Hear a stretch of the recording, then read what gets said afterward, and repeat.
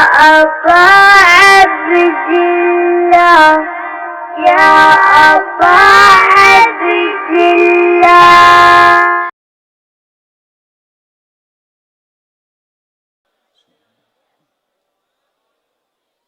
بسم الله الرحمن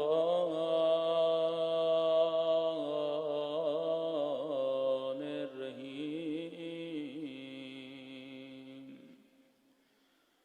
الحمد لله رب العالمين.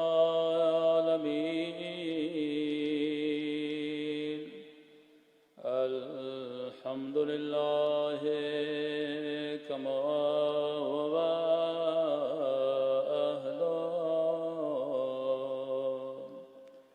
الصلاة والسلام على سيد المرسلين وخاتم النبيين أبي القاسم محمد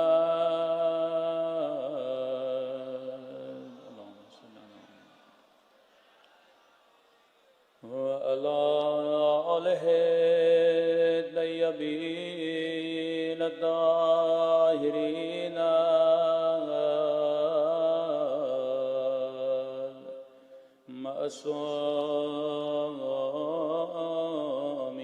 آمین. سمر کی دعا امام زمانہ. اللہم کل ولیک حجت ابن الحسن صلواتک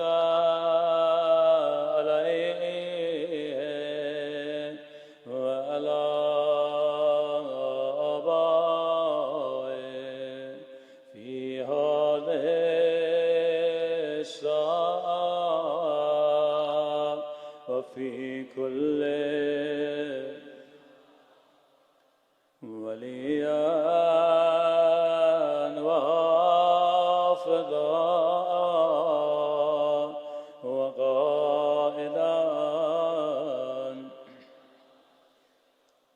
ودليلا وعينا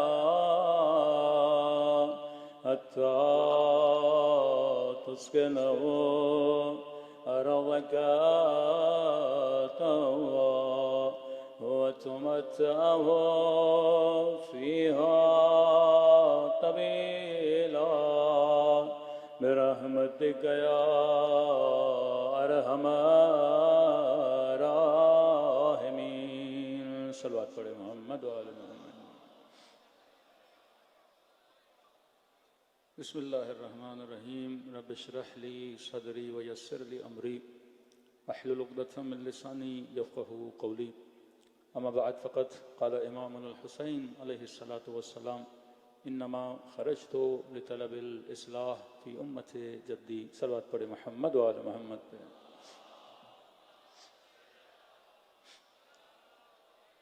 دعا ہے پروردگار عالم ہم سب کی عبادتوں کو اپنی بارگاہ عالی میں قبول فرمائے اور جو مقصد زندگی اور عبادت لے کر فرش ازا پہ آئے خدا ان مقاصد میں ہم سب کو کامیابیاں کامرانیاں نصیب فرمائے. مسلسل گفتگو کر رہے ہیں عاشورہ اور اصلاح معاشرہ. عاشورہ ہے ہی اس لیے بکلام امام حسین علیہ الصلوۃ والسلام کہ اصلاح امت عاشورائی معاشرہ تبھی جنم لیتا ہے جب اس کے اندر کار اصلاح کام اصلاح کبھی ختم نہ ہو. تبھی ہم نے کہا کہ مختلف سماجوں میں اور شیعہ سماج میں زمین و آسمان کا فرق ہے. شاید دنیا والوں کو اہل بیت کے چاہنے والے تھوڑے عجیب لگیں. دنیا ہنسانے کے لیے لوگ بلاتی ہے, شیعہ رونے کے لیے جمع ہوتے ہیں. شاید آپ کا مذاق بھی اڑایا جائے کہ اتنا پیسہ خرچ کرتے ہیں, یہ بیٹھ کے کرتے کیا ہیں؟ نظر ہے, نیاز ہے, مجلسیں ہیں. تو ان کی نگاہوں میں آپ کی حرکات، سکنات، ایکٹیویٹیز تھوڑی عجیب ہیں. مسئلہ یہ ہے کہ عجیب ہم نہیں، عجیب وہ ہیں، لیکن ان کو عجیب آپ لگتے ہیں. کیوں؟ کیونکہ آپ کی فکر اور ہے، کیونکہ آپ کی تربیت اور ہے. اور واقعاً ہم عجیب ہیں کہ پوری دنیا ایک طرف لیکن شیعہ دوسری طرف کھڑے ہو جاتے ہیں. یہ مقام تعجب نہیں ہے کہ آپ کسی گلی سے گزریں، وہاں پہ 40 لوگ ہوں، ان کے سامنے 500 لوگ ہوں جو ان کے ساتھ لڑ رہے ہوں اور ان کو مار رہے ہوں، اور ایک بندہ ان 500 کو چھوڑ کے 30 کی طرف چلا جائے، جبکہ پتا ہو اگر میں اس سائڈ پہ گیا تو مارا جاؤں گا. کربلا اس طرح کا میدان ہے، ایک طرف 100 کھڑے ہیں، دوسری طرف 30,000 کھڑے ہیں. اب حر نے کیا سوچا کہ امام حسین کی طرف گیا؟ جناب زہیر نے کیا سوچا کہ لشکر امام میں آ گیا؟ جناب وہب نے کیا سوچا کہ نئی نئی شادی ہے، امام حسین کی طرف آ گئے؟ جب تک آپ اس فکر تک نہیں پہنچو گے، جب تک آپ اس بلوغ عقلی تک نہیں پہنچو گے، ہم نے یہ دیکھنا ہے کہ کیا میں جناب حر کی طرح سوچتا ہوں کہ نہیں، کیا میں امام حسین کی طرح سوچتا ہوں کہ نہیں، اصلاً میں خدا کی طرح سوچتا ہوں کہ نہیں. میں جب تک اس فکر تک نہیں پہنچوں گا، یہ فکر ہے جو کسی کو سلمان بناتی ہے کہ پورا معاشرہ. امیر المومنین نہج البلاغہ میں فرماتے، مولا فرماتے ہیں ہر جگہ اس طرح نہیں ہے کہ ایک لشکر ایک طرف جا رہا ہے تم اس کے پیچھے جاؤ. فرمایا کار ہدایت میں بالکل الٹ ہوتا ہے کہ اکثریت ایک طرف کھڑی ہوتی ہے اور جو ہدایت کی تلاش میں ہوتا ہے دوسری طرف کھڑا ہوتا ہے. 1000 گاڑیاں ہیں، 900 گاڑیاں ایک طرف جا رہی ہیں، 100 گاڑیاں دوسری طرف جا رہی ہیں. نارملی ہوتا ہے لوگ اس 900 گاڑی کے پیچھے لگیں گے، 100 کی طرف کوئی نہیں جائے گا. لیکن کار ہدایت میں الٹ ہے. جناب نوح ایک طرف کھڑے ہیں، پوری قوم دوسری طرف کھڑی ہے. جناب لوط ایک طرف کھڑے ہیں، پوری قوم. جب عذاب الہی آتا ہے 3 صرف جناب لوط اور ان کی 2 بیٹیاں. جناب نوح کے معاملے میں چند افراد کشتی پہ سوار ہیں، پورا معاشرہ دوسری طرف ہے. کربلا میں آتے ہیں 72 ایک طرف ہیں، 30,000 دوسری طرف ہیں. یہ کس نے آپ کے مزاج کو بدلا کہ پوری دنیا سپر پاور سے، پوری دنیا ان ملکوں سے ڈرتی ہے، لیکن اس درمیان آپ کو نظر آتا ہے ایک اہل بیت کا چاہنے والا ہے. اب اگر دوسری کمیونٹیز، دوسری برادری آغا خامنئی کی حمایت میں کھڑی ہو جاتی ہیں، 4 بیان دیتی ہے، یہ بیانات فطری بیانات ہیں، کیونکہ فطرتاً کسی کو بچہ کشی اچھا نہیں لگتی، فطرتاً کوئی بچوں کو مارنا، ظلم کو پسند نہیں کرتا، یہ تو فطرت ہے. لیکن سوال یہ ہے کہ اس کے اگینسٹ کون کھڑا ہوتا ہے؟ ایک اسلامی ملک ہے، اس نے تو یہاں تک بیان دے دیا. وہ قومیں، وہ ملک تباہی کے تہانے پہ کھڑے ہوتے ہیں جن کے اندر ظالم کے خلاف کھڑے نہ ہونے کی صلاحیت نہیں ہوتی. اگر آپ دیکھیں خدا عذاب، اللہ کی سنت کبھی نہیں بدلتی. قوم لوط پہ اللہ نے کب عذاب بھیجا؟ قوم نوح پہ اللہ نے کب عذاب بھیجا؟ 950 سال ایک نبی نے تبلیغ کی ہے. اب جب خدا کہتا ہے کہ میں اس پہ عذاب بھیج رہا ہوں، حضرت نوح کا ریئیکشن بڑا نارمل تھا کہ خدا عذاب بھیج دے. کہ نوح تو نے 950 سال تبلیغ کی، اتنی آسانی سے مان گیا کہ میں اس قوم پہ عذاب بھیج دوں. کہ خدایا اب مجھے یقین ہو گیا کہ اس قوم کے اندر کوئی بھی بچہ موحد پیدا نہیں ہوگا، کہ معاشرہ اس سطح پہ پہنچ جائے پھر خدا عذاب بھیجتا ہے، کہ مطلب اس معاشرے میں کوئی صالح بندہ پیدا نہیں ہوگا.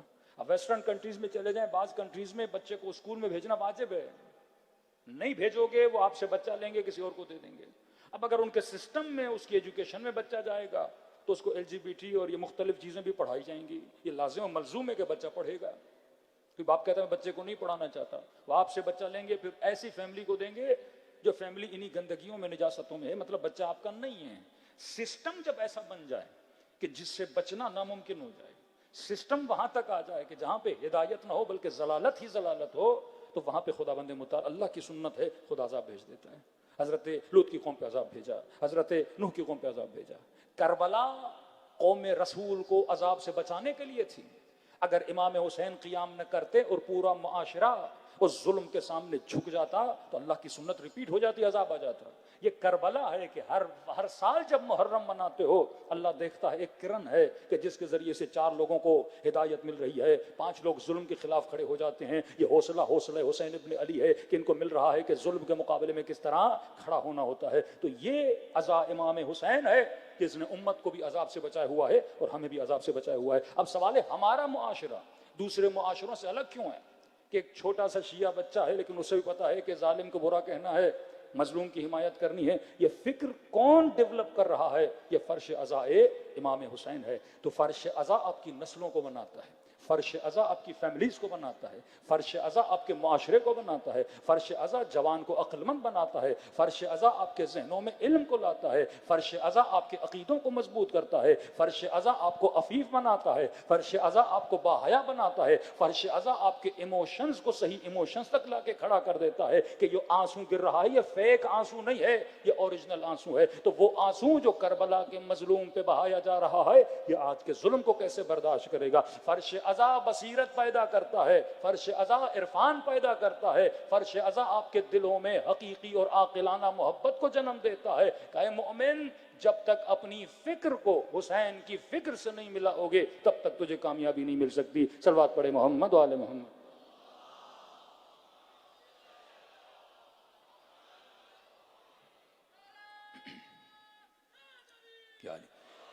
دوسرا نقطہ ہم نے کہا کہ ہمیشہ جب ولایت اہل بیت کا ذکر ہوا، آج سوسائٹی میں وہ چاہے کوئی بھی سوسائٹی ہو لیکن جہاں شیعہ رہتے ہیں، جب تک آپ سسٹم اہل بیت کو فالو نہیں کرو گے، ورژن آف امام حسین، فیک ورژن بہت بن چکے ہیں، لیکن جب تک آپ اوریجنل خالص امام حسین کی فکر کو، کیونکہ یہ ممکن نہیں کہ خدا لوگوں کو بغیر سسٹم کے چھوڑ دیں۔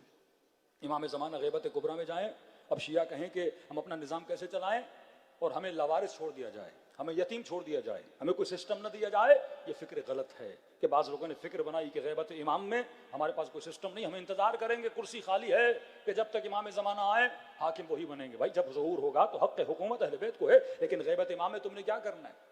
فرمایا چھوٹے سے چھوٹا اجتماع اگر شیعوں کا ہو، ولایت اہل بیت کو نماز کے ساتھ جوڑا گیا۔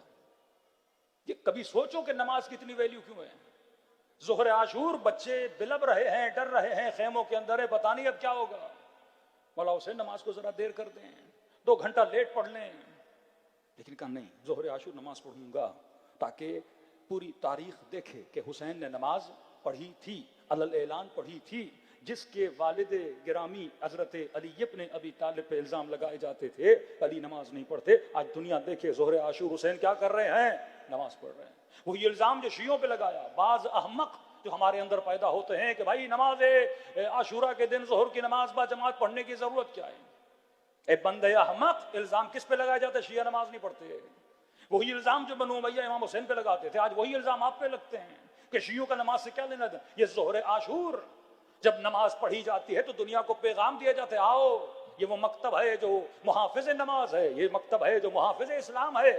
وہی کار امام حسین نے کربلا کے میدان میں کیا، ظہر عاشور کو نماز پڑھی، یہاں تک جنگ صفین کو روک کے امیر المومنین نماز پڑھی، جناب سیدہ نے 11 محرم کو نماز پڑھی۔ نماز کیوں پڑھی جا رہی ہے؟ کیونکہ ولایت اہل بیت نماز سے جدا نہیں ہے۔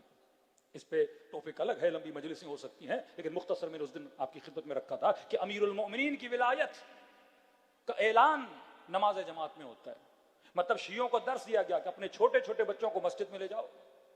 اللہ پریکٹس کرواتا ہے کہ جب تک تم اجتماعی معاشرتی سسٹم کے اندر اپنے بچوں کو رہنا نہیں سکھاؤ گے تب تک تمہاری قوم بچ نہیں سکتی۔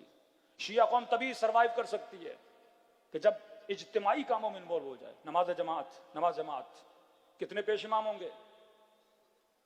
ایک پیش امام، 10 لوگ کھڑے ہو جائیں کہ میں بھی امام، میں بھی امام، میں بھی امام، کہ یہ جماعت نہیں ہے۔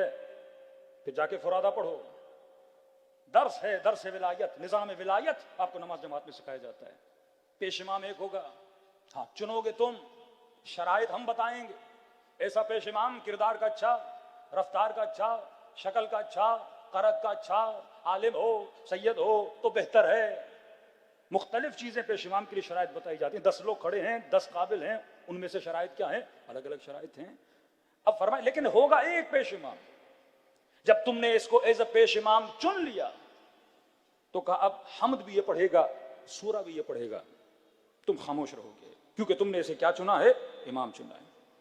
مطلب اپنے معاشروں کے لیے رہبر ایک کو بناؤ، 10 نہیں۔ اپنے معاشروں کے لیے لیڈر ایک کو بناؤ، 10 نہیں۔ اور جب اسے لیڈر بنا دیا، رہبر بنا دیا، تمہاری طرف سے بات کون کرے گا؟ یہ کرے گا۔ اگر 10 لوگ بولیں گے تو معاشرے میں کیا پیدا ہو جائے گا؟ اختلاف پیدا ہو جائے گا۔ یہ نظام ولایت جو اہل بیت علیہ السلام نے کس کے ذریعے سے؟ نماز کے ذریعے سے۔ اب اگر امام بنا یہ نہیں کہ متکبر بن جائے، اب اگر رہبر بنا یہ نہیں کہ مغرور بن جائے، اب اگر رہبر بنا یہ نہیں کہ وہ صرف یہ دیکھے کہ مجھے کیا پسند ہے اور قوم اس پسند کے پیچھے لگ جائے۔ فرمان نہیں، یہ دیکھے گا پیچھے کھڑے ہوئے قوم کے افراد کس مزاج کے ہیں. بوڑھے ہیں نماز اس طرح سلو پڑھائے گا، جوان ہیں نماز اس طرح پڑھائے گا، کاروباری ہیں نماز تیز پڑھائے گا. اور فرمایا ربط مأموم اور امام ایک دوسرے کے ساتھ بڑا عجیب ہے.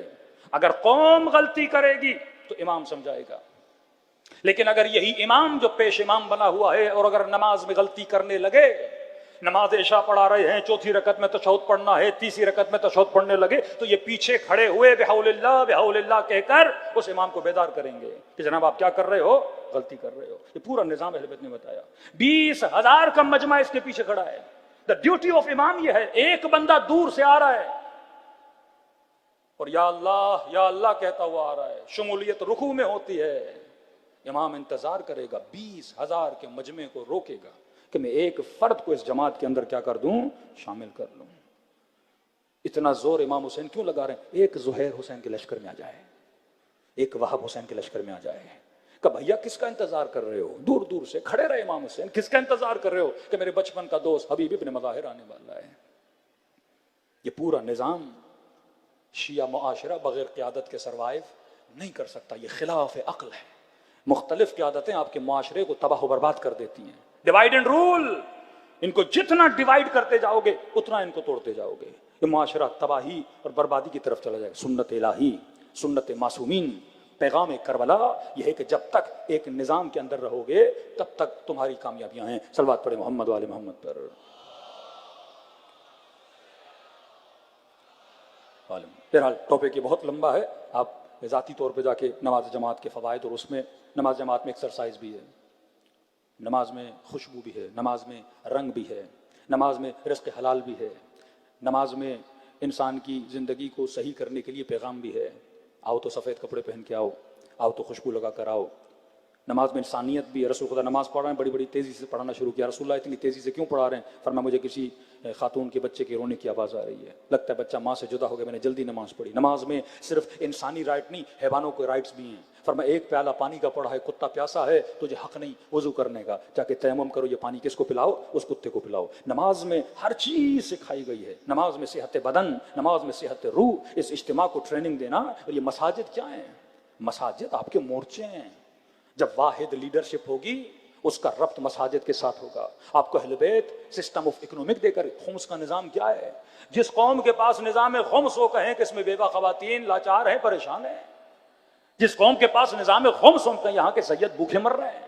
اس کا مطلب نظام تو دیا گیا پر ہم نظام پہ عمل نہیں کر رہے. جب تک اپنی فکر کی اصلاح نہیں کرو گے تو پہلا اصلاح معاشرہ.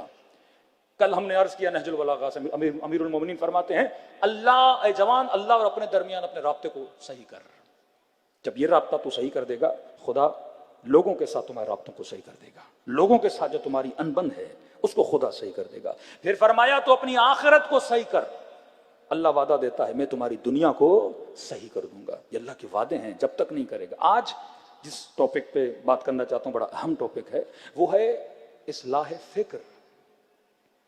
جب تک ہم اپنے اوپینینز کو صحیح نہیں کرتے، جب تک اس طرح نہیں سوچنا شروع کریں گے جس طرح امیر المومنین سوچتے تھے، اس طرح نہیں سوچنا شروع کریں گے جس طرح امام حسین سوچتے تھے، اپنی سوچ کو ہم نے بدلنا ہے. کیونکہ یہ سوچ ہے جو انسان کو جہنمی بناتی ہے.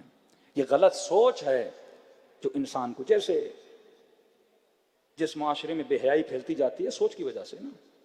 Conservative, broad minded, open minded, کہ جناب یہ کنزرویٹو ہیں. کون کنزرویٹو ہے؟ کوئی خاتون حجاب کرتی ہے، کوئی کنزرویٹو ہے. حجاب محدودیت لاتا ہے، حجاب عورتوں کو محدود کر دیتا ہے. دوسری سوچ کہ اگر حجاب نہیں کرے گی تو کیا کرے گی؟ ترقی کرے گی. فکر غلط انسان کو غلط بناتا ہے. اسلام کہتا ہے حجاب محدودیت نہیں ہے، مصونیت ہے. کہا نا معصوم مصون عن الخطا ہے، گناہ سے بچا ہوا ہے. اللہ کہتا ہے حجاب کرو گے تو گناہ سے، فحاشی سے، عریانی سے، ہوس بھری نگاہوں سے تمہاری نسلیں بچیں گی. دوسری طرف ایک سوچ ہے کہ نہیں، حجاب کیا ہے؟ انسان کو محدود کر دیتا ہے. شیطان کی فکر غلط تھی تبھی وہ شیطان بنا. حضرت یوسف کے بھائیوں کی فکر غلط تھی کہ بابا اس سے پیار زیادہ کر رہے ہیں تو لہٰذا ہماری اہمیت نہیں ہے، اور اگر اس کو ہم نے مار دیا تو ہماری ویلیو ہو جائے گی۔ ایک غلط فکر نے ایک بھائی کو کئی سال اپنے باپ سے جدا رکھا۔ حابیل اور قابیل، فکر غلط، اللہ نے قربانی کو قبول نہیں کیا کیونکہ تمہاری فکر غلط ہے۔ شیطان کہ مجھے آگ سے بنایا، آدم کے دو حصے کر دیں آپ، ایک وجود جسمانی، ایک وجود روحانی۔ شیطان نے کس کو دیکھا؟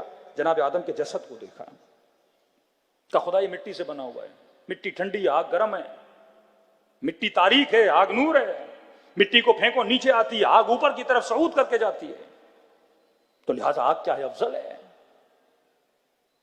لیکن ملائکوں کی نگاہ کس پر تھی؟ حضرت آدم کے روح پر تھی۔ وَنَفَخْتُ مِنْ رُوحِي، خدا کہتا ہے میں نے حضرت آدم میں اپنے وجود کا نفخہ اس کے اندر پھونک دیا۔ تو ایک فکر شیطان وہ صرف بدن کو دیکھ رہا ہے، ایک فکر رحمانی اور فکر ملائکۃ اللہ جو حضرت آدم کے روح کو دیکھ رہے ہیں، علم آدم الاسماء کلھا، جو حامل علم الہی ہے اسے دیکھ رہے ہیں، لہٰذا انہوں نے سجدہ کیا۔ ایک فکر نے شیطان کو شیطان بنا دیا، ایک فکر نے حابیل اور قابیل کی دونوں فکریں الگ الگ ہیں، ایک بھائی جہنمی بنا، ایک جنتی بنا۔ جناب حر کی فکر نے جناب حر کو حر بنایا۔ جب تک فکر کی اصلاح نہیں کی جاتی، طرز فکر جب جوان کا نہیں بدلے گا۔ آج ہمارا مسئلہ یہ ہے ہمارے افکار غلط ہیں، کربلا مسئلہ فکر ہے۔ ایک فکر آیت اللہ خامنئی کی فکر، وہی فکر امام حسین کہ یہ نہ دیکھو تمہاری تعداد کم ہے، یہ نہ دیکھو تم کمزور ہو۔ ہاں، دوسری طرف دوسرے حاکم بھی تو ہیں ہٹے کٹے کھانے پینے والے، جن کے پاس پیٹرول ہے، سب کچھ ہے۔ فکر غلط ہے کہ بھائی ہم اس کے مقابلے میں کیسے کھڑے ہوں گے۔ آج ایٹم بم رکھنے والے بھی یہ نہیں سوچ سکتے کہ امریکہ کا مقابلہ ہم کر سکتے ہیں۔ کم من فئۃ قلیلہ، خدا کہتا تم نے دیکھا نہیں کہ ہم نے چھوٹے چھوٹے گروہوں کو بڑے بڑے گروہوں پہ کیا کر دیا؟ غالب کر دیا۔ اللہ جب ظالم کو ذلیل کرنے پر آتا ہے تو چھوٹے سے کرتا ہے۔ ابرہا کا اتنا بڑا لشکر بڑا پتھر نہیں گرایا، چھوٹے سے چھوٹا پرندہ، تیتر جتنا پرندہ، اور اس کی چونچ میں چھوٹے سے چھوٹا پتھر، کہ تمہارے غرور کو میں چھوٹے پتھروں سے مٹی میں ملاؤں گا۔ یزید کا غرور تھا، 30,000 کا لشکر، حسین کی یہ جرت کہ 72 لوگوں کے ساتھ مجھے للکار رہا ہے۔ یہ غصہ تھا یزید کو، یہ ابن زیاد کو غصہ تھا کہ تعداد کتنی کم ہے لیکن دیکھو ان کی للکار کتنی بلند ہے۔ فکر ابا عبداللہ کونوا للظالم خصما وللمظلوم عونا، تو اللہ کو ذہن میں رکھ، پھر خدا تجھے مدد بھی دیتا ہے، تجھے نصرت بھی دیتا ہے۔ آج پورے مسلمانوں کا کلیجہ اگر کسی نے ٹھنڈا کیا تو حسین ابن علی کے ماننے والوں نے ٹھنڈا کیا۔ صلوات پڑھے محمد و آل محمد۔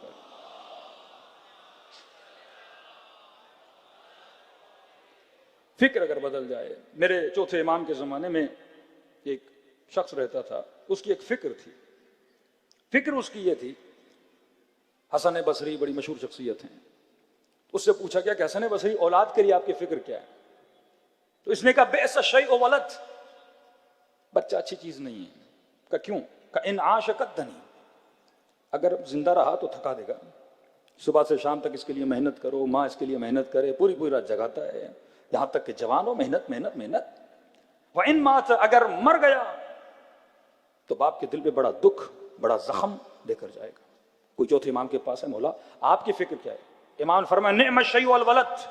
دیکھو فکریں الگ الگ ہیں، وہ کہہ رہا ہے بچہ برا، اس کو پالنے میں زحمت، اور جوان ہو کے مر جائے تو باپ کے لیے بڑی غم چھوڑ کے جاتا ہے۔ چوتھے امام سے پوچھا مولا آپ کی فکر کیا ہے؟ مولا فرماتے ہیں نعم الشیء الولد، بچہ بڑی اچھی چیز ہے۔ کہ مولا کیوں؟ کہ ان عاش، اگر زندہ رہا تو اپنے باپ کے لیے آنکھوں کی ٹھنڈک بنے گا۔ اولاد کیا ہے؟ چین ہوتا ہے نا اپنے والدین کے لیے۔ اور امام فرماتے اگر مر گیا اور صالح تھا تو قیامت میں اپنے باپ کی شفاعت کرے گا۔ اولاد اگر اچھی تو شفاعت کرے گی۔ ایک ہی فکر ہے، دوسرا بندہ کہہ رہا ہے برا ہے۔ اب جس کی فکر یہ ہے کہ اولاد بری ہو، کبھی اولاد پیدا کرے گا ہی نہیں۔ جس کی فکر امام زین العابدین والی، وہ بچے پیدا بھی کرے گا، صحیح تربیت بھی کرے گا کہ بھائی یہ بچہ دل کی ٹھنڈک بھی ہے، اور قیامت کے دن میرے لیے کیا بنے گا؟ میرا شفیع بھی بنے گا۔ کسی کی فکر شادی کے لیے بدل جائے، جناب شادی میں کیا رکھا ہے، تو پوری زندگی شادی ہی نہیں کرے گا۔ جس کی فکر اچھی ہو جائے، نکاح من سنتی، نکاح ہماری سنت سے ہے، تو جوان سب سے پہلے کس کے پیچھے جائے گا؟ شادی کے پیچھے جائے گا۔ کسی کی فکر بن گئی جناب اتنی محنت کرنے میں کیا رکھا ہے، حرام کے راستے سے جاؤ پیسہ بہت ملتا ہے، یہ ٹیڑے راستے لے لو پیسہ بہت ملتا ہے، شارٹ کٹ لے لو پیسہ بہت ملتا ہے، فکر غلط ہو گئی، وہ غلط چیزوں کے پیچھے جائے گا۔ فکر صحیح ہو گئی وہ صحیح. اگر محنت کا راستہ بھی اختیار کرے گا بھلے کمائی کم ہو کہ میں نے کس کو راضی کرنا ہے؟ پروردگار عالم کو راضی کرنا ہے. تو یہ فکر انسان ہے. کوئی لوگ شہادت کو فنا سمجھتے ہیں تو موت سے ڈرتے ہیں، موت کے قریب نہیں جاتے. کچھ لوگوں کے لیے قرآن کا ایک لفظ ہے ام حسب، لفظ حسب، ولا تحسبن الذين قتلوا في سبيل الله امواتا بل احياء.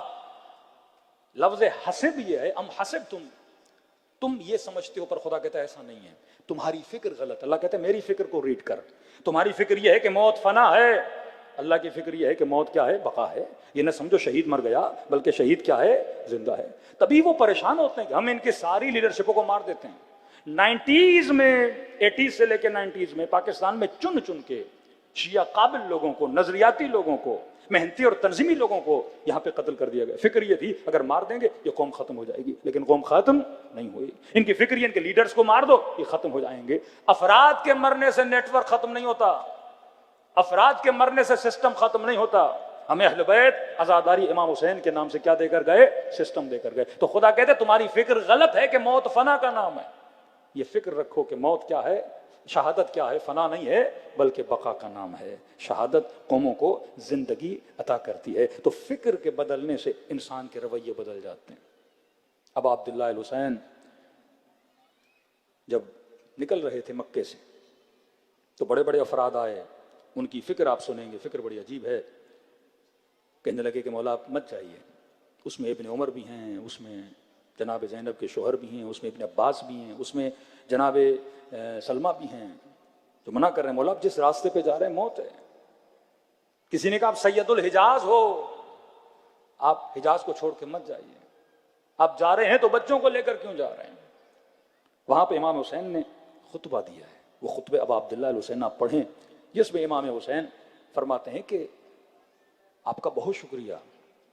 جناب عبداللہ امام حسین کے لیے امان نامہ بھی لے کر آئے. کہا کہ اگر آپ یہاں رہیں گے تو کوئی آپ کو تکلیف نہیں دے گا. ایک ایک کا شکریہ ادا کیا. شکریہ کہ تم امان نامہ لائے، شکریہ کہ تجھے حسین کی فکر ہے کہ میں جاؤں گا میرے بچے مارے جائیں گے. کیونکہ ہر بندہ ایک ہی بات کر رہا تھا، حسین اگر جاؤ گے تو مارے جاؤ گے، حسین اگر جاؤ گے تو جوان مارے جائیں گے، حسین اگر جائیں گے تو بچے مارے جائیں گے. امام حسین نے فرمایا یہ تمہاری فکر ہے. اب حسین ابن علی کی فکر سنو. مولا فرماتے ہیں کہ میری فکر یہ نہیں ہے. مولا کیا فکر ہے؟ مولا فرماتے ہیں موت ہو سکتا ہے تم لوگوں کی نظر میں فنا کا نام ہو، لیکن ہم جو اہل بیت ہیں فرماتے ہیں خط الموت علی ولد آدم مخط القلاد علی جید الفتات. فرمایا حسین کی نظر میں موت ایسے ہے جیسے کسی خاتون کے گلے میں خوبصورت سا ہار ہو. فرمایا ہمارے لیے موت اس ہار کی مانند ہے. پہلی چیز اگر میں کربلا جا رہا ہوں تو میں موت سے ڈر نہیں رہا. امیر المومنین واللہ لابن ابی طالب انسب الموت من الطفل بثدی امہ. خدا کی قسم علی کو موت سے اتنی محبت ہے جتنی چھوٹے بچے کو اپنے ماں کے سینے سے محبت ہوتی ہے. سورہ جمعہ ان زعمتم انکم اولیاء اللہ فتمنوا الموت ان کنتم صادقین. اگر تم اللہ کے ولی ہو تو کہا موت کی تمنا کرو. پھر خدا خود جواب دیتا ہے لن یتمنوا ابدا. میں جانتا ہوں تم کبھی بھی موت کی تمنا نہیں کرو گے.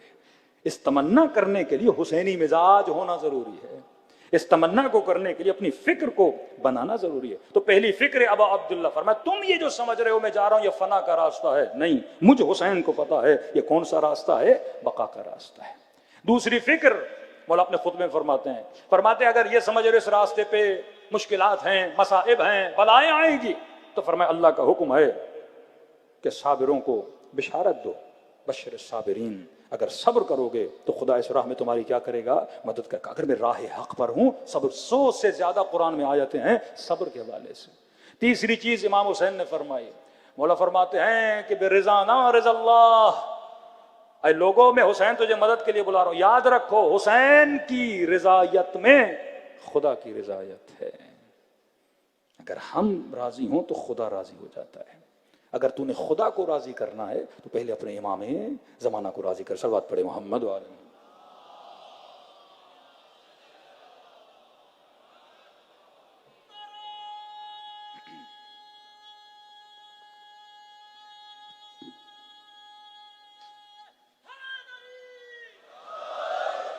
تبھی ہم زیارت عاشورہ میں دعا کرتے اللہم اجعلنی محیای محیا محمد و آل محمد. اے خدا میری زندگی اور حیات کو ایسا بنا جیسا محمد اور آل محمد کی تھی. مماتی ممات محمد، اور میرا جانا بھی، میرا جینا بھی، میرا جانا بھی ایسا ہو جیسا محمد اور آل محمد کا تھا۔ مطلب تمہاری فکر ویسی ہوگی تو زندگی ویسی ہوگی۔ یہ فکر کے ظالم کے سامنے ڈٹنا ہے، یہ فکر کے موت فنا کا نام نہیں ہے، موت بقا کا نام ہے۔ جب تک افکار کو نہیں بدلتے، جب تک افکار کی اصلاح نہیں کرتے، اور کیوں بنا؟ فکر کو بدلا۔ ہمارے ساتھ فکر نہیں بدل رہا۔ مولا پوچھ رہے ہیں کہ تجھے پتا ہے میں حق پر ہوں؟ ہاں حسین حق پر ہو۔ میرا گھر چھن جائے گا، میں باغ دے رہا ہوں، میرے بچوں کو مار دیں گے، میں امان دے رہا ہوں۔ آخر میں کہا کہ شہر رے کی حکومت ملے گی۔ وہاں فرماتے ہیں میں تجھے کہہ رہا ہوں اگر سمجھتے ہو کہ حسین حق کا نام ہے، تجھے رے کی حکومت تو دور، وہاں کی گندم کا دانہ بھی نہیں ملے گا۔ غصے میں اٹھا اور جانے لگا کہ حسین تیرے وعدے ہی وعدے ہیں، یزید نے تو لکھ کے دے دیا ہے۔ امام فرمایا اتنا سمجھانے کے بعد نہیں سمجھ رہا، بد دعا دی اس بدبخت کو کہ اللہ تجھے تیرے بستر میں تجھے موت عطا کرے۔ اور جناب مختار نے اس کے بستر میں سے کاٹا۔ 3 سال کے اندر یہ بدبخت مر گیا۔ عمرو عاص the brain of معاویہ، مصر کی حکومت کو لینے کے لیے جناب مالک شہید کر دیے گئے۔ مسلمانوں کے خلیفہ جناب ابا بکر کے بیٹے محمد بن ابی بکر کو امیر المومنین کی طرف سے منصوص تھے، مصر کے حاکم تھے، شہید کیا۔ مارنے کے بعد گدھے کا پیٹ چاک کر کے اس کے پیٹ میں ڈالا، جلا دیا ان کو۔ جب حکومت ملی، جب اس کے آخری سال تھے، عمرو عاص کے اپنے بچوں کو بلایا، کہا آج نہ دنیا ملی مجھے نہ آخرت ملی۔ ایک فکر نے کسی کو دشمن علی بنا دیا، ایک فکر نے کسی کو مالک اشتر بنا دیا۔ آج کوشش ہے جوانوں کی فکر کو بدلا جائے۔ یہ مختلف لوگ کبھی یوٹیوب پر کبھی یہاں پر آپ کی فکر کو ادھر سے ادھر کر رہے ہیں نا۔ تقریروں کے ذریعے سے فکر بدلی جاتی ہے، ایڈورٹائزمنٹ، مارکیٹنگ، یہ کیا ہے؟ افکار کو بدلنے کے لیے نا۔ کسی چیز کو پسند کرو، کسی چیز کو نہ پسند کرو، کون سا لباس پہننا ہے، کون سا لباس نہیں پہننا، حجاب اچھا ہے، حجاب برا ہے۔ ایک فکر ہے جو آپ کی بیٹی کی زندگی کو لے اڑے گی۔ تبھی فرمایا اپنی نسلوں کو بتاؤ دوست کسے بنانا ہے۔ دوست دوست دوست، یہ بہت اثر رکھتا ہے۔ اسکول میں اس کے فرینڈز، اس کے ٹیچرز، اس کی گیدرنگز۔ کا مولانا بیٹی کے لیے رشتہ آیا، بھائی پہلے زمانے میں لڑکے کو پہچاننا بڑا مشکل تھا، آج کیا مسئلہ ہے؟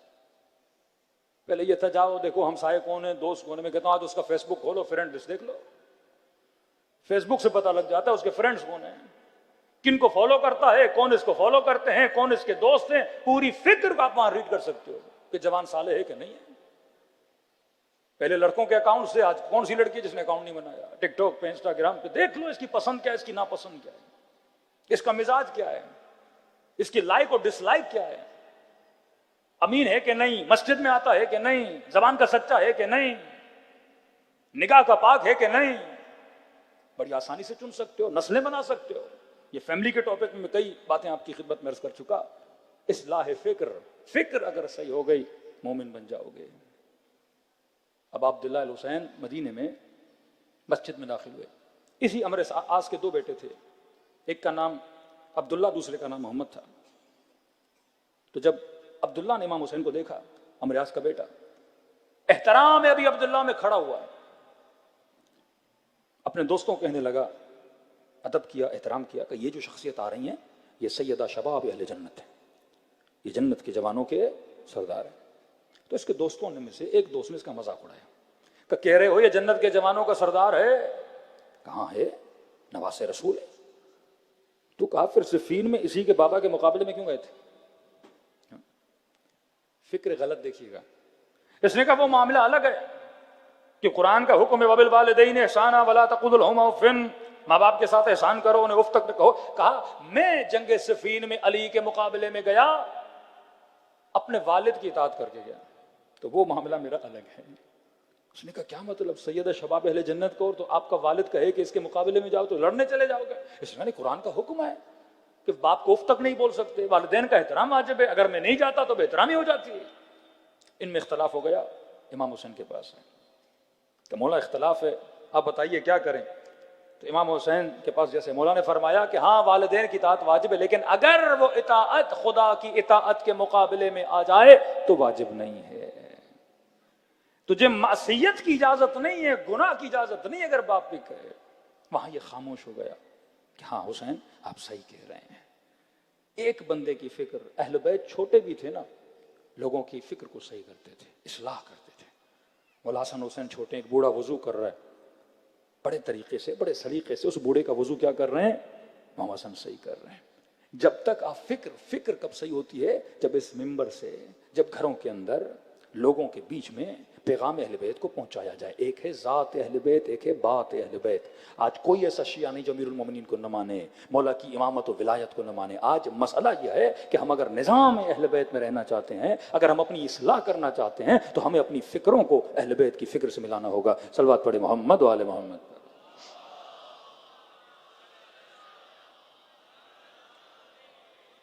اسی کربلا میں دو بھائی ہیں, ایک ہیں جناب عمرو بن غرضہ, دوسرا ہے علی بن غرضہ. عمرو ہے امام حسین کے لشکر میں, اس کا دوسرا بھائی جس کا نام علی ہے وہ کس کے لشکر میں ہے, یزید کے لشکر میں.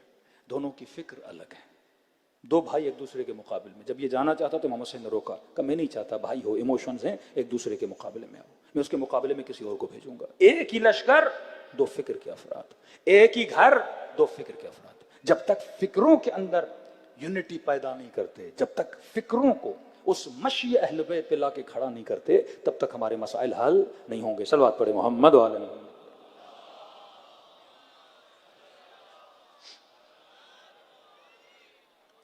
پھر امام حسین فرماتے ہیں کہ میں کربلا کی طرف جا رہا ہوں.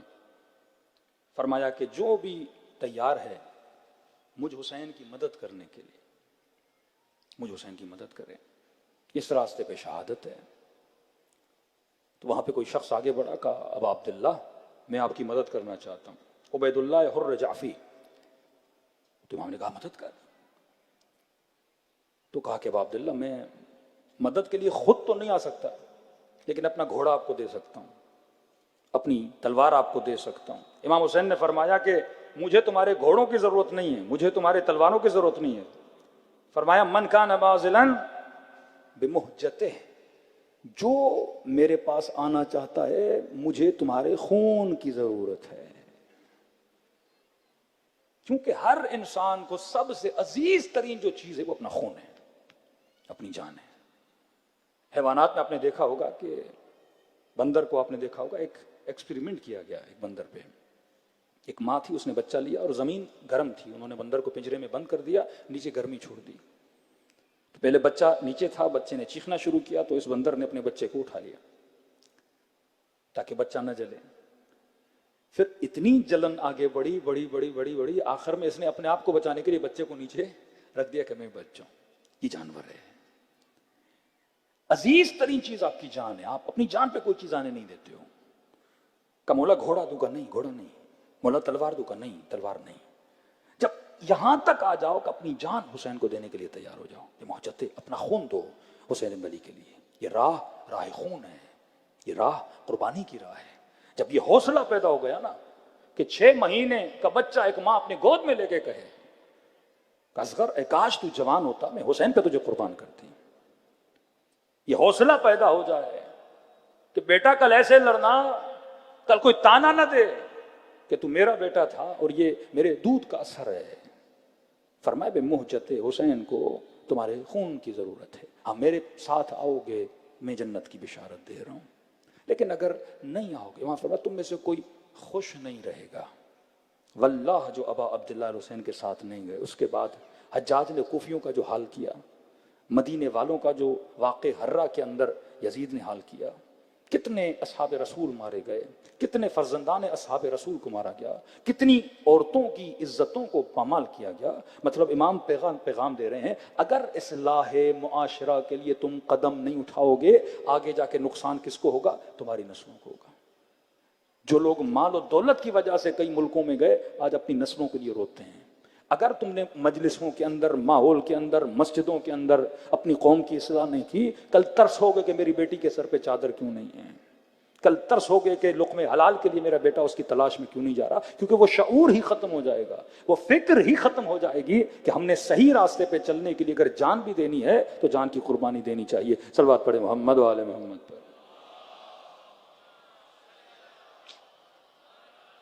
جلدی سے عرض کر رہا ہوں, جناب یوسف فکر کی وجہ سے بچے نا, فرمایا ان النفس لامارۃ بالسوء، یہ فکر یوسف ہے کہ نفس امارہ انسان کو برائی کی طرف کھینچتا ہے. ہمارے استاد اخلاق کہتے تھے اللہ نے انبیاء کو بھی اگر کوئی کرامت دی کسی چیز پہ صبر کرنے کی وجہ سے دی. ایسا نہیں جناب یوسف چھوٹے تھے اور چھوٹے ہوتے ہی ان کے پاس اللہ نے علم تعبیر خواب دے دیا، نہیں، یہ جوانوں کے لیے ہے کہ جب گناہ سے بچے، تمہارا کام ہے گناہ کو چھوڑ کے بھاگنا، اللہ کا کام ہے بند دروازوں کو کھولنا. اور ناکردہ گناہ کی جب سزا ملی اور زندان میں گئے، اس زندان میں خدا نے حضرت یوسف کو ایک کرامت دی یا معجزہ دیا. وہ کیا تھا؟ تعبیر علم خواب.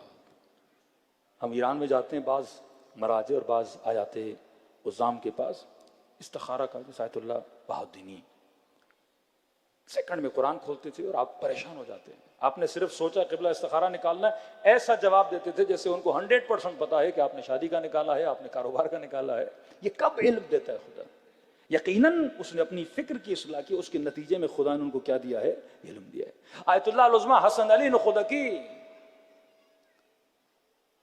مولانا ماں بیمار ہے پاکستان میں، والد بیمار ہے پاکستان میں، یا انجیر دیتے تھے یا چنا دیتے تھے، 2 لفظ دعا کے پڑھتے تھے، کہتے تھے بیٹا تو یہاں کھا لے، تمہاری ماں کو شفا پاکستان میں مل جائے گی. لوگ وہاں کھاتے تھے، شفا ان کی والدہ کو یہاں مل جاتی تھی.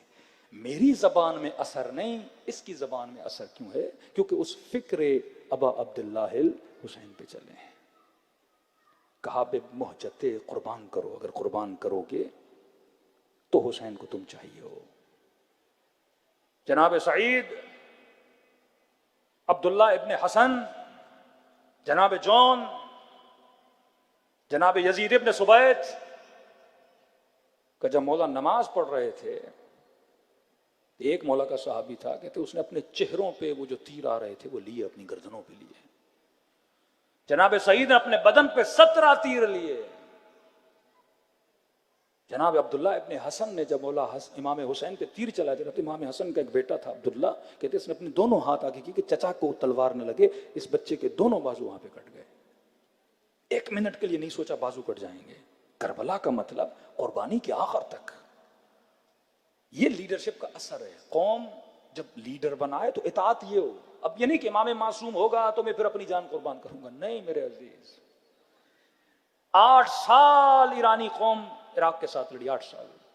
جب ہم جاتے ہیں ان کی شہداء کی قبروں کو دیکھنے، بعض کو میں رول ماڈل ہوتی ہے، کسی قوم نے اچھا کام کیا سیکھو. ایک ماں نے 4 بچے قربان کیے. کہ ڈاکٹر اسرار بھی کہے کہ جب میں نے یہ دیکھا شاہ کی ٹینکیں کھڑی تھیں اور مائیں شیرخوار بچوں کو سینے سے لگا کے ٹینکوں کے سامنے کھڑی تھی، میں اسی وقت سمجھ گیا اس قوم کو کوئی شکست دے ہی نہیں سکتا جس قوم کے اندر موت کا خوف ختم ہو جائے. اب آپ کو کربلا میں ششمہ بچہ قربان ہوا، قاسم قربان ہوا، ان ماؤں کا حوصلہ تھا. ارے یہ تو معصوموں کی بیویاں بھی نہیں ہیں. اشداء علی الکفار رحماء بینہم. خدا آخری زمانے میں ایک ایسی قوم کو پیدا کرے گا جو کافروں کے سامنے سیسا پلائی ہوئی دیوار کی طرح کھڑے ہو جائیں گے، لیکن جب آپس میں ہوں گے نرم دل ہوں گے. یہ نرمی آپ کو 40 میں شیعوں کی آپس میں نظر آتی ہے، لیکن فرمایا کفر کے سامنے، ظلم کے سامنے ایسے کھڑے ہو جائیں گے دشمن 10 بار سوچے گا کہ ان پہ اٹیک کروں کہ نہ کروں. یہ فکر ابا عبداللہ. مائیں جب فکر شیعہ نہیں ہے، ڈاکٹر اسرار کہہ رہا ہے. آپ کو پتا ہے ان کے شیعوں کے لیے کیا افکار تھے، لیکن آپ کی بہادری کی تعریف کی جا رہی ہے کہ نہیں اس قوم کو کوئی ہرا نہیں سکتا. جن کی مائیں شیر خارہ بچے قربان کرنا شروع ہو جائیں، کس کے کہنے پہ؟ پھر کہوں گا واحد لیڈرشپ. جب تک وہ میپ نہیں بناؤ گے جو ولایت کا میپ ہے، معاشرے کی لیڈرشپ امام نیٹ ورک بنائے گا. امام کو معاشرے پر ہے اکنومیکلی مضبوط کرے. ہاں مولا اگر مسلح اٹھاتے تو نیچے سے پیسے نکلتے تھے. پھر لوگوں سے خمس وجوہات کیوں لیتے تھے اہل بیت علیہ الصلوۃ والسلام؟ تاکہ تجھے ٹریننگ دیں کہ اپنے مال سے نکال اور سسٹم پہ خرچہ کر، اپنے کاروبار سے پیسہ نکال اور مکتب پہ خرچہ کر. آج یہ کیوں یوٹیوبرز بعض مولوی آ جاتے ہیں، سب 2 اٹیک کیے جاتے ہیں. یا مراجع پہ اٹیک ہے، مراجع پہ اٹیک اس لیے کیونکہ مراجع کے پاس خمس ہے. مرجع ہوگا تو نظام خمس ہوگا. اس قدر نفرت و بغض و اناد میں اترائے کا خمس کو دفنا دو لیکن اس مولوی کو نہ دو. کیونکہ مکتب تبھی چلے گا جب اکنومیکل سسٹم ہوگا. کل وقت ملا تو امیر المومنین کا جو مالک اشتر کو لکھا گیا خط مولا، وہ پلرز بتاتے ہیں کسی معاشرہ کب چلتا ہے. فرمایا اس کے اندر بجٹ ہونا چاہیے، حاکم عوام کا خیال کرے، اس معاشرے میں روڈز اور بلڈنگ بننی چاہیے، معاشرے کی ضرورتوں کو پورا کرنا چاہیے. جب تک آپ کے پاس اکنومیکل سسٹم نہیں ہوگا، آج ہم خمس نکالتے ہیں بٹ کیونکہ سسٹم صحیح نہیں ہے تو حق حقدار تک پہنچتا نہیں ہے. جب تک معاشرے کے اندر ایک لیڈرشپ نہیں ہے، جب تک معاشرے کے اندر نیٹ ورک نہیں ہے، اور یہ تب ہوگا جب ہمارے بڑے سلجھے ہوئے لوگ اپنی فکر کی اصلاح کریں گے. لو کان فیہما آلہۃ الا اللہ لفسدتا. خدا کہتا ہے اگر لوگوں میں کہتے ہیں نا اللہ دو ہیں تین ہیں، تو خدا کہتا ہے میرے ایک ہونے کی دلیل یہ ہے اگر دو ہوتے تو جو دنیا میں فساد نظر آتا.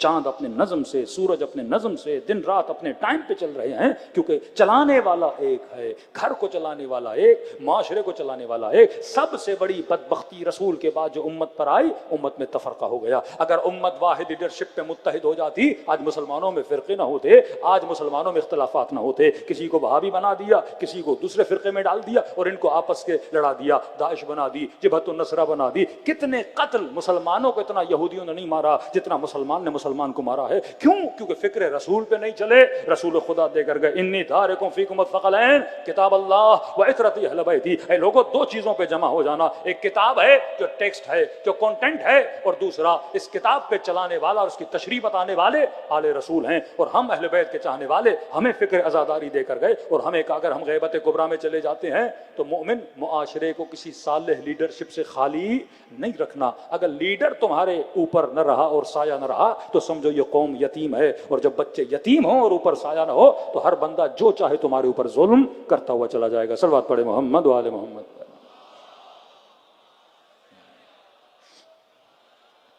وقت بہت ہو گیا. جناب سعید اپنا خون حسین کے لیے دیا، 90 سال کا بوڑھا ہے. کل جناب جون، آج جناب سعید. کہتے ہیں ابروؤں کے بال اتنے بڑے تھے کہ آنکھوں پہ پڑتے تھے. میدان میں جوانوں کی طرح جا نہیں سکتے تھے تو کہا مولا آپ نماز پڑھے، میں نماز کی حفاظت کرتا ہوں. کھڑے ہو گئے سپر بن کے حسین کی نماز کے لیے. کہتے تیروں نے جب برسنا شروع کیا تو انہوں نے ایک کپڑا اپنے ماتھے پہ باندھا تاکہ بال آنکھوں پہ نہ پڑے، مجھے نظر آئے. دوسرا کپڑا اپنے کمر پہ کس کے باندھا تاکہ کمر جھکی ہوئی نہ ہو، سیدھی ہو. تیر آتے تھے دوڑ دوڑ کے، کبھی تیر کو سینے پہ لیتے تھے، کبھی تیر کو بازو پہ لیتے تھے، اللہ جانے کبھی تیر ان کے سر پہ لگتا تھا. اب کیونکہ بوڑھے تھے، ہاتھوں میں رعشہ تھا، ہاتھ کانپتے تھے ان کے، اور جب بدن سے خون بہا تو کپ کپاہٹ اور تیز ہوئی. کہتے ڈھل رہے تھے کبھی دائیں کبھی بائیں. اب جب گرنے والے تھے تو سعید نے مڑ کے دیکھا کہ میرے حسین کی نماز ختم ہوئی کہ نہیں. دیکھا ابھی تک امام رکوع میں ہیں، تشہد میں جانے والے ہیں. تو کہتے اپنے بدن کو مخاطب کیا ہے، بدن مجھے اتنی مہلت دے کہ حسین کی نماز ختم ہو جائے. ایسا نہ ہو میں گر جاؤں اور وہ تیر جا کے ابا عبداللہ حسین کو لگے گا. جب تک ہم زندہ ہیں حسین کو آج تک محافظ لیڈر بنو، محافظ رہبر بنو. جب کسی کو لیڈر اور رہبر بناتے ہو حفاظت بھی کرنا سیکھو نا. ایسا نہیں لیڈر اکیلا کھڑا ہو، قوم ادھر بھاگ گئی ادھر بھاگ گئی. آج ایک فاسق بندہ بھی لیڈر بنتا ہے. اس کراچی میں آپ نے کئی سیاسی ماحول دیکھے ہیں. قومیں جب کسی فاسق پہ بھی جمع ہو جاتی ہیں ان کو کوئی توڑ نہیں سکتا. طاقت شیعہ میں سمیت تمار کی زبان کٹ گئی، علی کو نہیں چھوڑا. حجر ابن ادے کو کہا زندہ جلا دیں گے، علی کو نہیں چھوڑا. فاصلہ لیڈر اور عوام کے درمیان دشمنی کرتا ہے، فاصلہ ڈالتا ہے. فاصلہ کیسے ڈالے؟ Character association. تہران کی گلیوں میں گھومو گے اکثر وہاں کے لوکل لوگ رہبر کے مخالف ہوتے ہیں. ہم ایسی ایسی باتیں سنتے ہیں ہوش اڑ جاتے ہیں کہ ان کے پاس محل ہے، ان کے پاس 40 گھوڑے ہیں، ان کے پاس یہ ہے، ان کے پاس مطلب وہ چیزیں ایسے ایسے چینلز بنا کے کہ لیڈرز کو بدنام کیا جائے. وہی کام پاکستان میں ہوا. آپ کی لیڈرشپ کیسے ٹوٹی؟ کیریکٹر ایسوسیشن کر کے قوموں کو تباہ و برباد کر دیا جاتا ہے، بدنامی کر کے، ذہنوں کو خراب کر کے، ذہنوں میں نجاستیں ڈال کے. ایک پیش امام جماعت فرمایا لوگوں کی باتیں نہ سنو. معاشرے میں اگر سالے جانا چاہتے نماز پڑھو، تمہیں جاسوسی کرنے کی ضرورت نہیں ہے. کل میں نے امام کی حدیث چھٹے امام فرمائے اگر عالم با عمل کے پیچھے اور اس کی تلاش میں لگو گے کہ مجھے 100% ایک ایسا عالم چاہیے جو با عمل و مولا فرماتے ڈھونڈ ڈھونڈ کے تھک جاؤ گے تجھے ملے گا ہی نہیں. معصوم امام ہے جس کے اندر خطا نہیں ہے، باقی سب کے اندر خطائیں پائی جاتی ہیں. جناب سعید کا بدن اتنی مہلت دے کہ حسین کی نماز ختم ہو جائے. کہ جہاں مولا نے السلام علیکم ورحمۃ اللہ پڑھا، سعید زمین کربلا پہ گر پڑا. میں نے کہا چند اصحاب ہے جس کے بدن پہ امام حسین پہنچے ہیں، ان میں سے ایک ہے سعید. کہ دوڑے دوڑے اس کا سر اپنی گود میں لیا. میں کہتا ہوں 5 منٹ سوچو، اگر آپ سعید کی جگہ پہ ہوتے، تیر کھائے 90 سال کے بوڑھے ہوتے، جان قربان کی حسین پہ، تو فخر سے مر کے جانا چاہیے نا. مطمئن ہو جاؤں کہ میں نے اپنی جان کو حسین پہ قربان کیا، اے روح اب میرے بدن سے نکل جا، مطمئن ہو کے سکون کے ساتھ چلی جا. لیکن کہتے ہیں نہیں، جب سر مولا کی گود میں تھا اس کے ہونٹ ہل رہے تھے، گویا کچھ کہنا چاہتا ہے، پر خون اتنا بہا کہ سانسیں اس کا ساتھ نہیں دے رہی کہ لفظ زبان سے باہر نکلے. وہاں فرماتے سعید سکون سے جا، سعید سکون سے جا، سعید سکون سے جا. لیکن گویا کچھ کہنا چاہتا. جی سعید کیا کہنا چاہتے ہو، کیا کہنا چاہتے ہو؟ بڑی مشکل سے زبان سے 2 جملے نکلے، مولا الرضیت، کہ مجھ سے راضی ہو گئے. سکون نہیں جب تک یہ نہ سنے میرے وقت کا امام مجھ سے راضی ہے کہ نہیں. وہاں فرمایا ہاں سعید میں بھی راضی، میری اماں زہرا بھی تجھ سے راضی. مجلس میں آؤ، یہ نیت ہو کہ امام زمانہ راضی ہو جائے. مولا یونٹی پہ راضی ہوتے ہیں، مولا اختلافات پہ راضی نہیں ہوتے. دلوں کو کربلا روانہ کریں، ایسے سلام کریں جیسے زینب نے حسین کو سلام کیا. آج مصائب ہیں 6 مہینے کے بچے کے. امام حسین نے کہا شیو جب ٹھنڈا پانی پیو، ماں عذبن شربتم، جب ٹھنڈا پانی پیو تو مجھ حسین کو یاد کیا کرو. دوسرا فرمایا کہ اگر مجھ حسین کو یاد کرنا ہے تو میرا وہ عاشورہ کا دن یاد کیا کرو، جب میں اپنے 6 مہینے کے بچے کے لیے دیکھنا میں حسین پانی کیسے مانگ رہا تھا. علی اصغر حجت کبریٰ ہے، اتمام حجت ہے.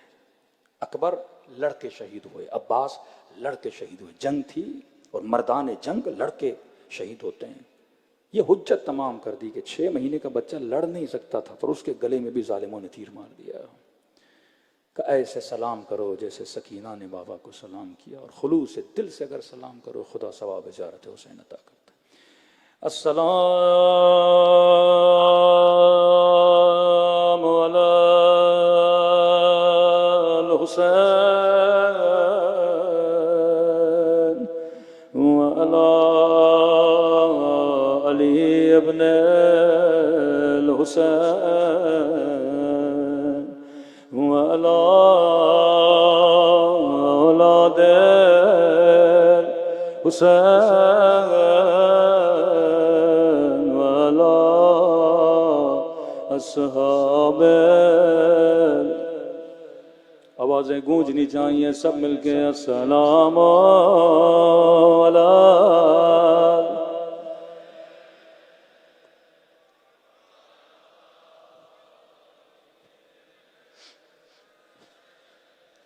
وعلی اولاد الحسین وعلی اصحاب حسین کی صدا بلند ہو. السلام علی حسین وعلی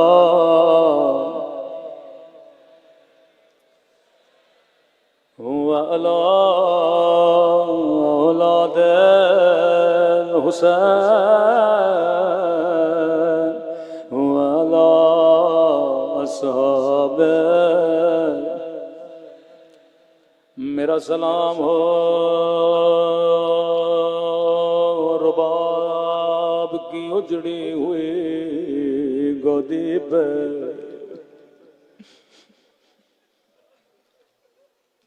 علی اصغر کربلا کا وہ شہید ہے جس پہ ہندوؤں نے بھی بڑا گریہ کیا ہے. میرا سلام ہو اس درد بھرے منظر پہ جب ماں خیمے کے در پہ کھڑی ہو کر حرملا کو منت کر رہی تھی، نمار میرے 6 مہینے کا بچہ، اللہ آپ کو کربلا میں مولا حسین کی زیارت نصیب کرائے۔ ایک زائر کربلا گیا، مولا حسین کی زری کی زیارت کی، لیکن کبھی ادھر جائے کبھی ادھر جائے، گویا یہ کسی چیز کو ڈھونڈ رہا تھا۔ خادم نے کہا زائر کیا ڈھونڈ رہے ہو، شاید میں تیری مدد کر سکوں۔ کہنے لگا خادم حسین، میں نے روایات میں پڑھا تھا حسین نے خیمے کے پیچھے ایک ننھی سی قبر بنائے تھے،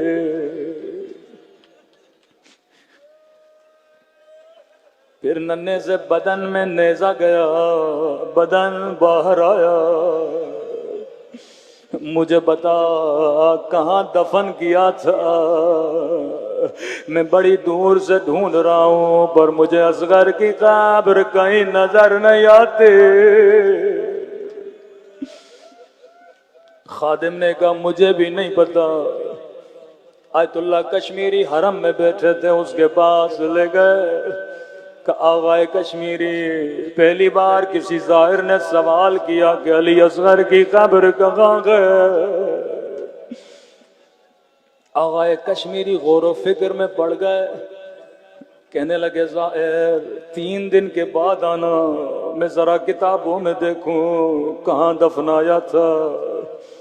کہتے ہیں 3 دن سارے مقاتل کو دیکھا لیکن کہیں نہ ملا، علی اصغر کی قبر کہاں گئے؟ کہتے ہیں نماز شب پڑھتے پڑھتے امام حسین سے توسل کیا، کہنے لگے مولا یہ آپ کے عاشق پوچھتے ہیں، یہ عزادار پوچھتے ہیں علی اصغر کی قبر کہاں ہے؟ آنکھ لگی، خواب کے عالم میں امام حسین کی زیارت ہوئی۔ فرمایا کشمیری میرے زائروں کو کہہ دو اصغر کو قبر کی ڈھونڈنے کی ضرورت نہیں ہے، جس نے علی اصغر کی زیارت کرنی ہے وہ مجھ حسین کی زیارت کر لے۔ کہ مولا سمجھ نہیں آیا کیا کہنا چاہتے ہیں؟ فرمایا علی اصغر کی زیارت کرنی ہے، مجھ حسین کے قبر کی زیارت کر لے، کیونکہ سجاد نے ننھے سے بدن کو میرے سینے پہ سلایا تھا، اصغر کی قبر حسین کے سینے پہ ہے۔ میں کہوں علی اصغر بڑے خوش نصیب ہو، تجھے حسین کا سینہ تو نصیب ہوا، لیکن ایک 4 سالہ بچی ہے جو زندان شام میں بابا کا سینہ تلاش کرتی رہی۔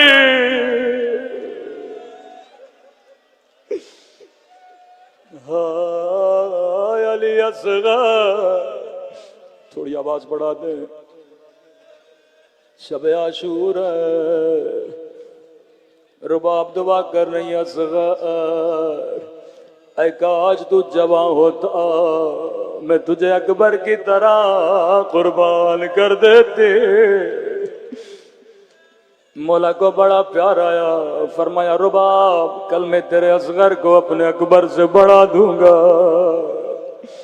ظہر عاشور امام حسین نے ایک ندا دی، حل من ناصر ینصرنا، ہے کوئی مجھ حسین کی مدد کرنے والا؟ مولا کاش ہم کربلا میں ہوتے، پہلا تیر اپنے بدن پہ لے لیتے، کہ ابھی تک اصغر جھولے میں تھا. اگلے جملے نے اس بچے کو بڑی غیرت دلا دی. پہلے کہا ہے کوئی میری مدد کرنے والا, پھر فرمایا حل من ذابل, ہے کوئی حرم رسول کو بچانے والا, ہے کوئی زینب کی چادر بچانے والا. ننھے سے بچے نے خود کو جھولے سے گرا دیا.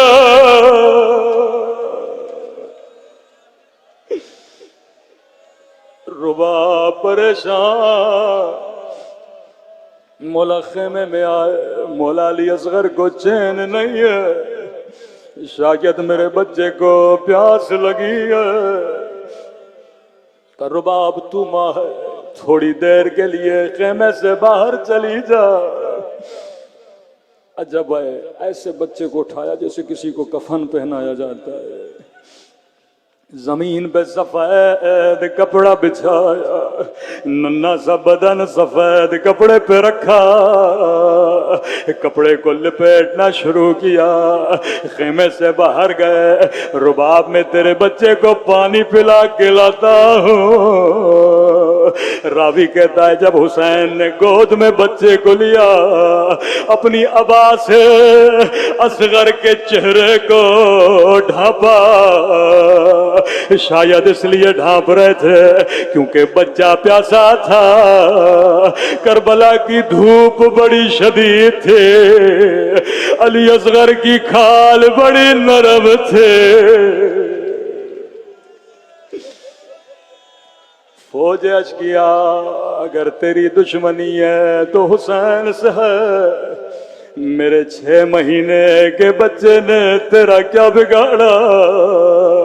کسی لعینے کا حسین پیاس تجھے لگی ہے, بہانہ بچے کا کر رہے ہو. وہیں پہ بچے کو خاک پہ رکھا کہ اصغر حجت خدا کے بیٹے ہو, بیٹا ان پہ حجت تمام کرو. یہاں ننھی زبان منہ سے باہر آئی, خشک ہونٹوں پہ پھیرنا شروع کی. سنگ دل فوج اشکیا منہ چھپا چھپا کے رونے لگی.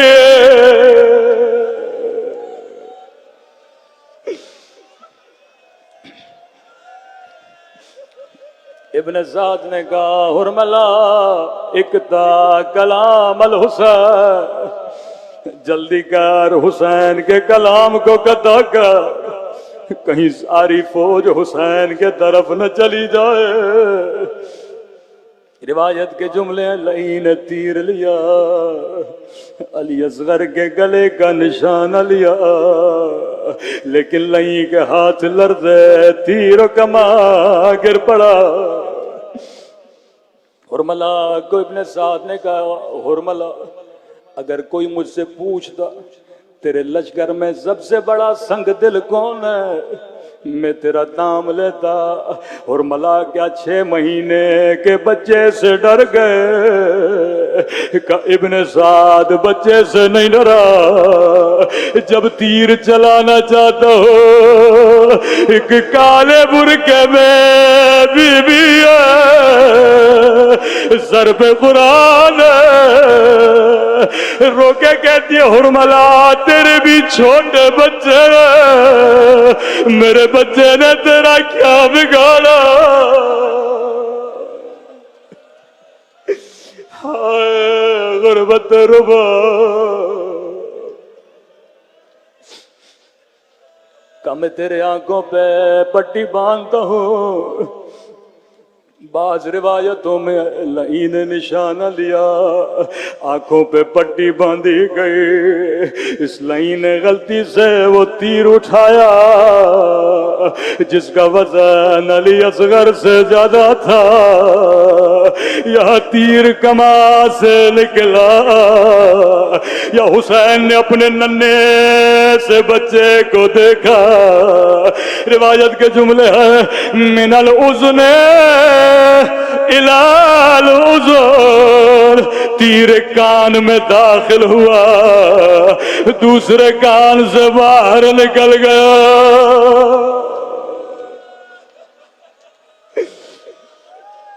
سارا خون حسین کے چلو میں جمع ہوا، زمین پہ پھینکنا چاہ، آواز آئی حسین کبھی زمین سے دانا نہیں اگے گا، آسماں کی طرف پھینکنا چاہا کہ حسین کبھی بارش نہیں برسے گے، سارا خون اپنی داڑھی پہ ملنا شروع کر دیا۔ ایک روایت میں نے اپنے استاد سے سنی کہ جیسے تیر لگا، حسین نے خنجر نکالا، جس کپڑے میں اصغر کو لپٹا تھا حسین نے کپڑے کو پھاڑنا شروع کیا۔ چوتھے امام سے پوچھا ایسا کیوں کیا تھا؟ مولا فرماتے ہیں حسین چاہتے تھے تاکہ بچے کو تڑپنے میں آسانی ہو، چھوٹا بچہ کپڑے میں لپٹا ہوا تھا۔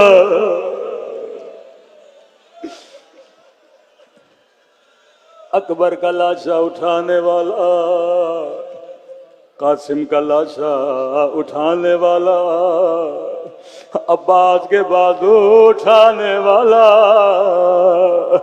کبھی اتنا نہیں گھبرایا، لیکن روایت کے جملے ہیں ننا سا بدن گودی میں لے کے خیمے میں جانا شروع کیا، وہ 7 قدم آگے جاتے تھے 7 قدم پیچھے آتے تھے۔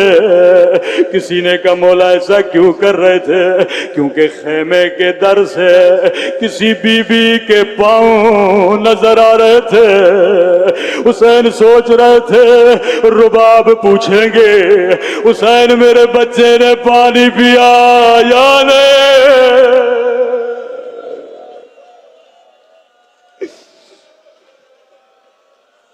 عزادارو، مولا حسین کی ایک حسرت تھی۔ کیا حسرت تھی آپ کے مولا؟ ایک حسرت تھی پانی پلاؤں، پانی نہ پلا سکے۔ ایک حسرت تھی کسی شہید کو دفنایا نہیں۔ اصغر وہ واحد بدن ہے جسے حسین نے اپنے ہاتھوں سے دفنایا تھا، کیونکہ جانتے تھے بدن بڑا نرم ہے، یہ گھوڑوں کی ٹاپوں کو برداشت نہ کر سکے گا۔